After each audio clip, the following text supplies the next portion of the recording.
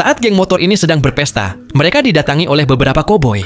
Para koboi dengan baik-baik meminta mereka untuk pergi, karena mereka berada di lahan peternakan milik para koboi. Tapi, pemimpin geng malah mengejek mereka dengan menyebut para koboi sebagai polisi sapi sialan. Dan gelut pun tak terhindarkan. Karena kalah jumlah, para koboi pun menjadi kewalahan. Di saat bersamaan, Weller melihat saudaranya sedang dihajar para geng motor. Weller menjadi sangat marah dan langsung menginjak gas lalu menabrak motor mereka. Melihat motornya ditabrak hingga hancur, mereka pun marah lalu mengeluarkan pisau, dan salah satu bebenguk malah menodongkan pistol pada Weller. Tanpa basa-basi, Weller dan rekannya menghajar mereka semua tanpa ampun. Weller kemudian bertanya, siapa ketua gengnya?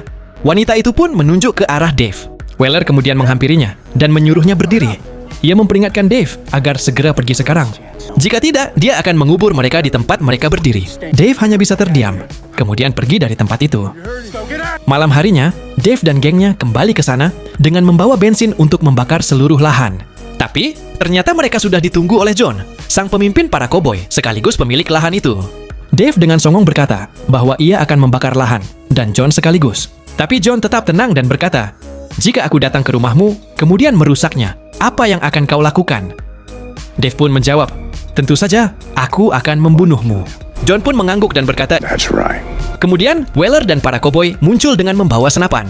John lalu melemparkan beberapa skop ke arah Dave. Para koboi tidak pernah bermain-main dengan ucapannya. Dave yang ketakutan pun mengatakan, jika mereka akan pergi sekarang. Tapi, semua itu sudah terlambat. Dave dan gengnya pun dipaksa menggali kuburannya sendiri. Karena merasa lubangnya sudah cukup dalam, John menyuruh mereka untuk berhenti. Seketika, Dave mulai gemetaran dan berkata bahwa ia memiliki istri dan anak yang menunggu kedatangannya. John pun memberikan mereka satu kesempatan terakhir. Jika mereka kembali lagi ke sana, John akan membuat mereka mengisi lubang-lubang itu. Dengan celana yang sedikit basah, Dave dan gengnya bergegas pergi dari sana.